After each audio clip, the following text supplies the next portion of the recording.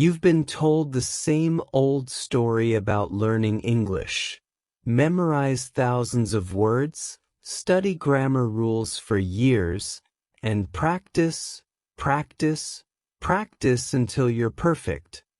It sounds exhausting, right? And let's be honest, you've done all that, but you still freeze up when a native speaker says, "How's it going?" You know the grammar, but you can't speak naturally.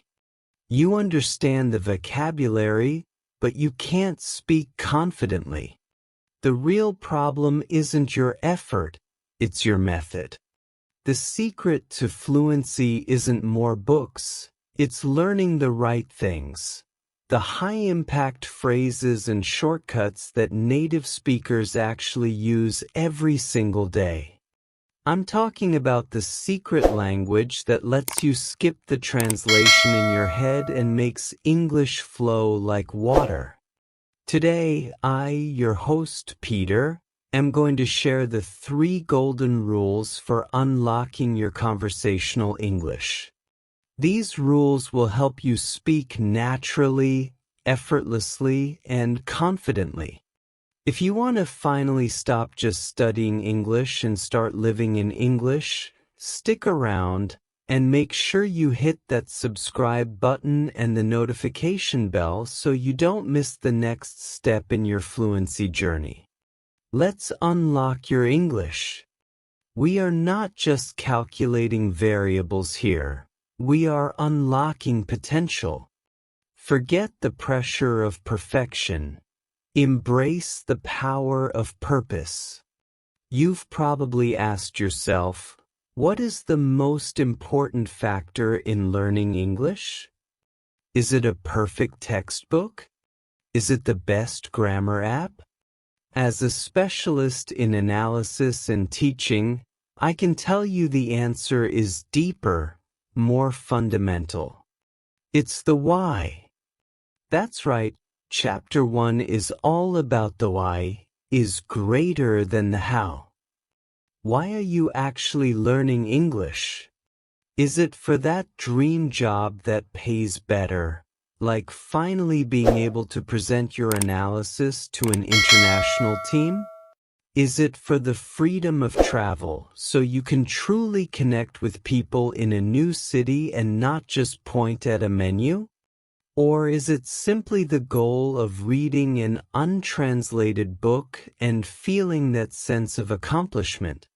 That deep reason is your fuel, your true motivation, your unstoppable force.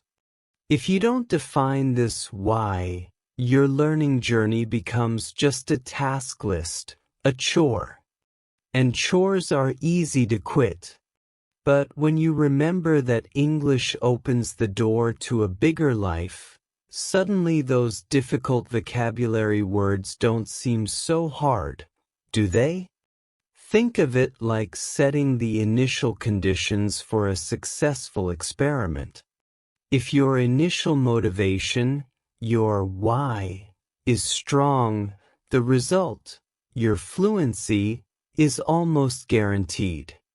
Write it down, look at it daily, and let that emotion drive every single study session.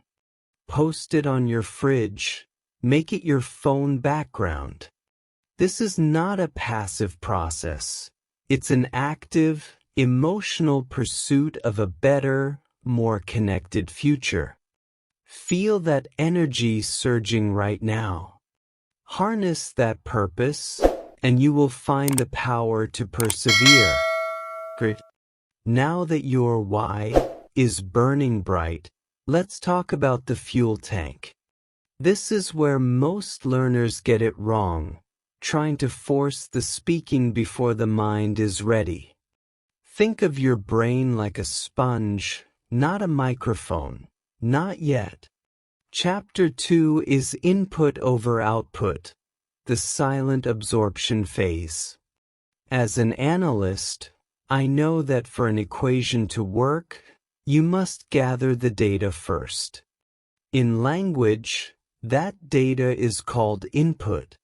For beginners, and even B2 learners trying to refine their fluency, the first step is massive, enjoyable absorption. Stop forcing yourself to speak if you're feeling anxious or empty. Listen to podcasts on topics you already love, even simple ones about cooking or tech. Watch YouTube videos with English subtitles. Read easy English articles or simplified novels. It's okay to not understand every single word. Truly it is. Your subconscious mind is brilliant. It's recognizing patterns. It's absorbing the natural flow. The goal is exposure, letting the rhythm, the intonation, and the structure of the language wash over you. It's like setting up the perfect simulation. You need all the parameters running before you launch. So, what's your task? Find content that is about 80% understandable and 20% challenging. If you know too much, you get bored. If you know too little, you get frustrated. Find that sweet spot. Just listen, just read, and just absorb. Embrace the silence, because the more you feed your mind now, the more effortlessly the words will pour out later. Now let's tackle the elephant in the room, the thing that makes many learners freeze up. It's grammar, right? We've been taught to fear it, to treat it like a complicated algebraic proof. But I want you to change your perspective immediately. Chapter 3 is, Grammar is the skeleton, not the whole body. As an analyst, I see grammar as the essential structure, the beautiful logic that holds the language together. It's the skeleton. It gives the language shape. But obsessing over every single rule is like only studying the bones. You miss the life, the movement, the personality. Many beginners spend months trying to master the perfect conditional tense before they can even order a coffee. Stop that. We need to focus on high-frequency structures first.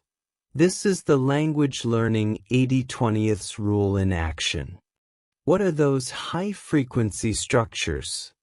They are the simple tenses, present, past, and future. Learn these three well, learn them solid. Don't worry about the elusive subjunctive mood or the rarely used past perfect continuous yet. That's a B2 level climb for later.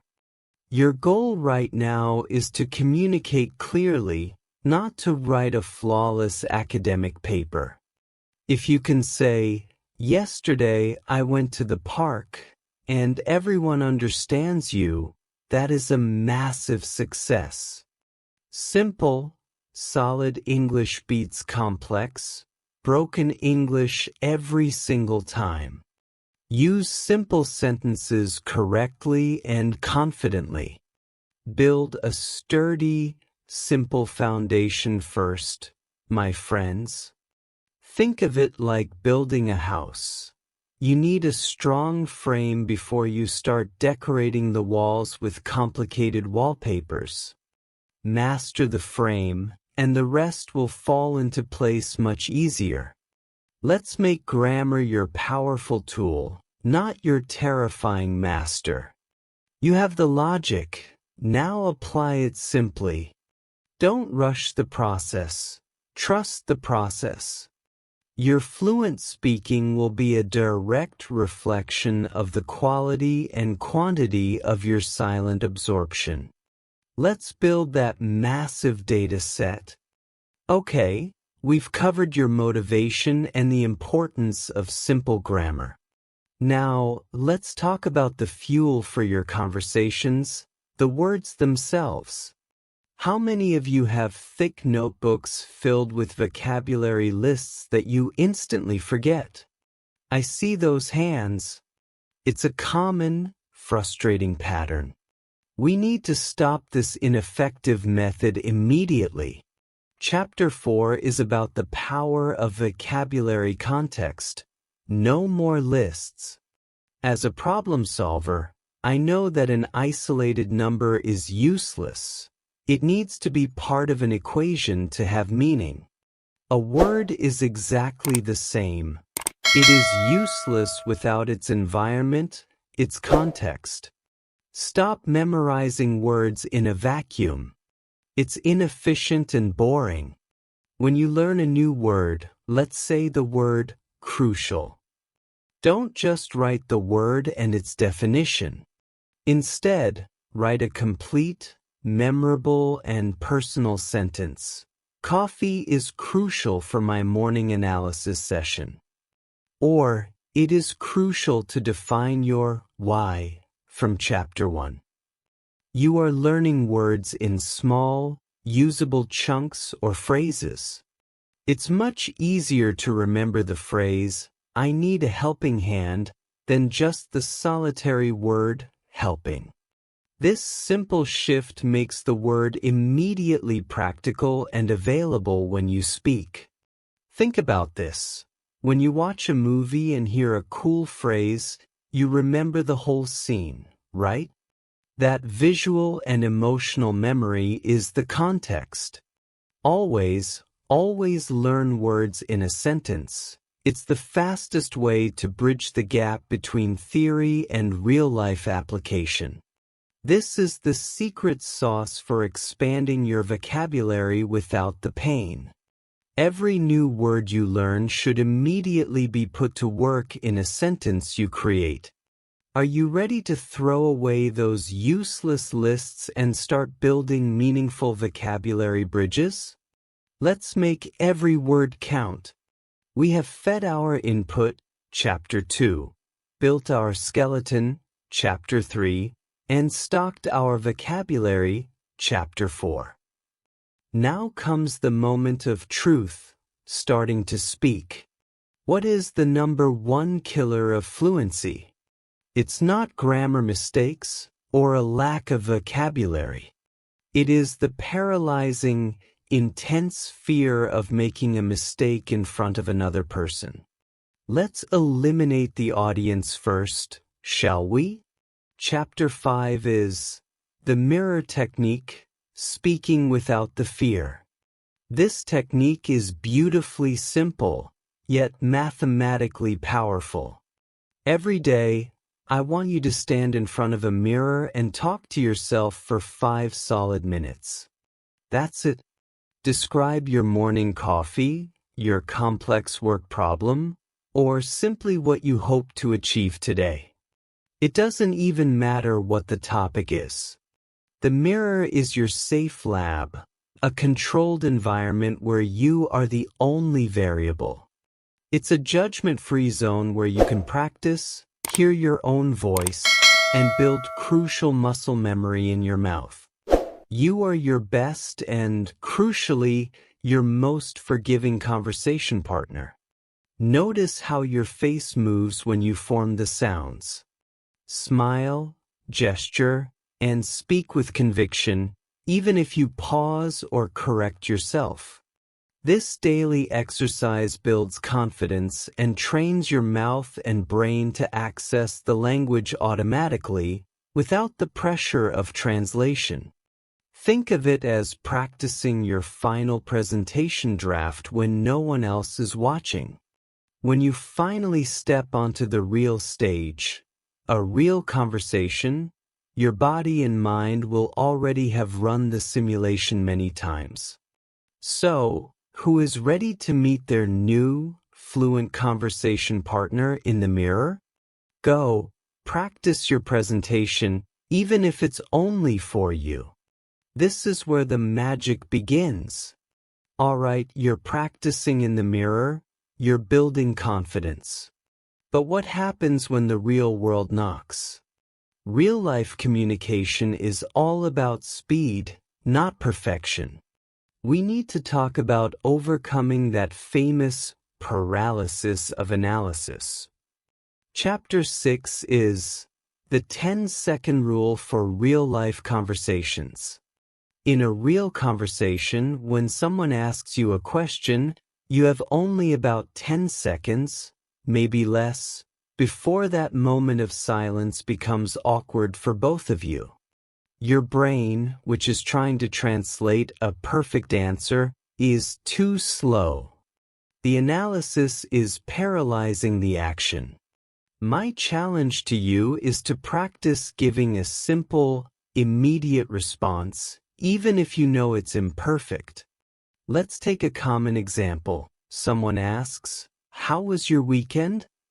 Your perfect brain might want to say, "My weekend was quite relaxing because I finally had the opportunity to finish that long novel that my sister gave me."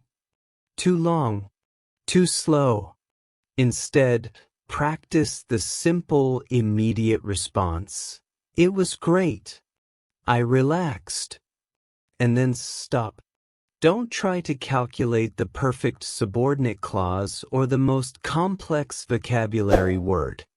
Speak now, refine the details later. This is about overcoming hesitation. It's about prioritizing connection over correction. The listener cares much more that you replied quickly than that you replied perfectly. This 10-second rule trains your mind to access the simplest, most usable English structures first. It gets you over the mental hurdle of translating and pushes you into reacting. Action over hesitation. Ready to make a mistake? Good. Because making a quick, simple mistake is much better than giving a slow, perfect silence.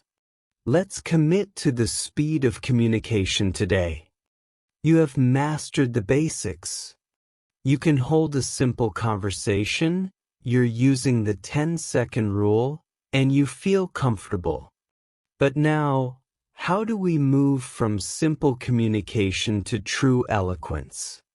How do you upgrade your English from B1 to the solid B2 level, where you can express complex ideas? This is not about adding more words. It's about adding depth. Chapter 7 is the bridge from B1 to B2, adding depth, not just length. Think of it like moving from basic arithmetic to simple calculus. The concepts are connected, but slightly more sophisticated. B2 fluency isn't just about knowing more vocabulary, it's about using the glue that holds complex thoughts together. I'm talking about connectors and nuanced expressions. These are the words and phrases that signal sophisticated thought to your listener. Stop connecting every idea with just, and, or, but. Start using powerful transitional words like however, furthermore, despite, consequently, and on the other hand.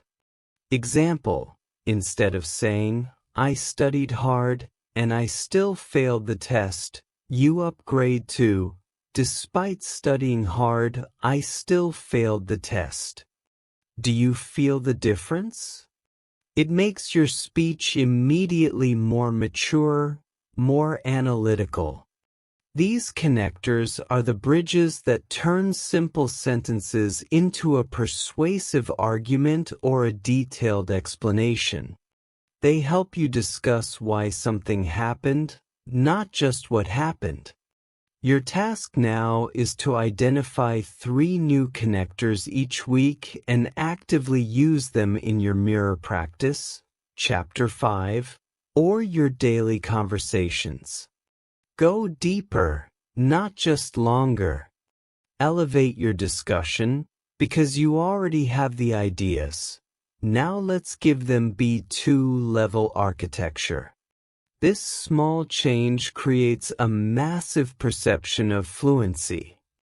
We've built the structure, we've practiced solo, and we've added depth. But let's face reality, language is fundamentally a social tool. You cannot learn to swim by reading a book. Eventually, you need to jump in the water. Chapter 8 is about finding your tribe, the power of community. The mirror technique, Chapter 5, got you ready, but real growth happens under real pressure with real human feedback. Your next critical step is to find a language partner, a study group, or an online forum. Why is this essential? A community provides 3 crucial elements: motivation, accountability, and the most important, real-time correction.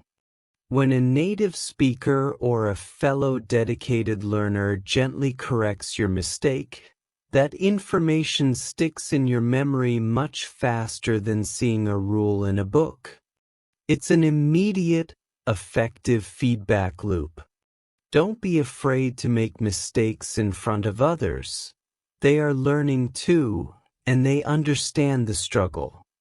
Embrace that collective journey. We are all climbing the same mountain. Imagine you are struggling with that tough B2 connector. Consequently, if you use it in a conversation and your partner says, I think you meant, therefore, that microcorrection is gold. It's practical, applied analysis. So, where is your tribe? Look for local language exchange meetings. Find a friend who is also learning, or join a global online club. Make a commitment this week to engage with another human being in English.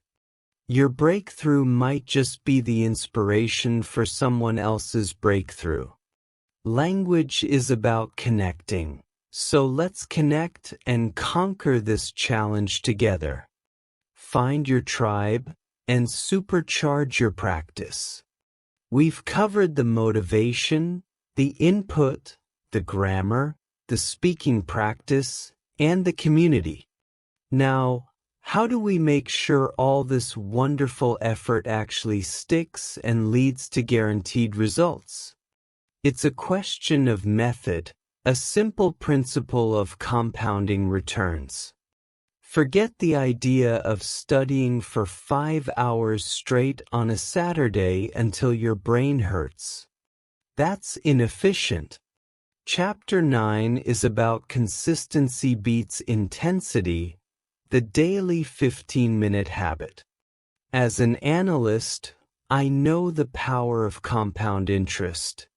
Small, regular contributions always yield greater long-term results than huge, sporadic ones. The same mathematical truth applies to your brain and language learning. 15 minutes of focused English every single day is vastly superior to 3 hours once a week. Because consistency keeps the language muscle memory warm and active. It keeps the neural pathways open. You stop forgetting things between study sessions. Think of it like daily stretching or maybe just taking your medication. It's a small dose, but it must be done reliably. So, what does this 15 minutes look like? It could be listening to an English news brief while you brush your teeth. It could be reading a short article on your commute, reviewing just 5 flashcards before bed, or doing 5 minutes of mirror talk. Chapter 5. The key is to keep the chain unbroken. Every day counts. Don't break the chain. If you miss a day, that's okay. But never miss 2 days in a row. This daily habit transforms your learning from a tiring sprint into a sustainable, effortless marathon. Are you ready to commit just 15 minutes a day to guarantee your fluency? You already have the motivation. Now let's build the unbreakable habit. Consistency is the real engine of success.